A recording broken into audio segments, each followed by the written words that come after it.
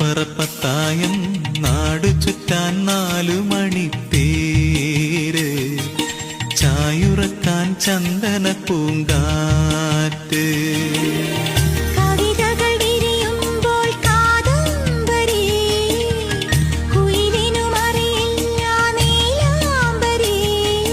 മാമുണ്ണാൻ വെള്ളിത്തിങ്കൾ താ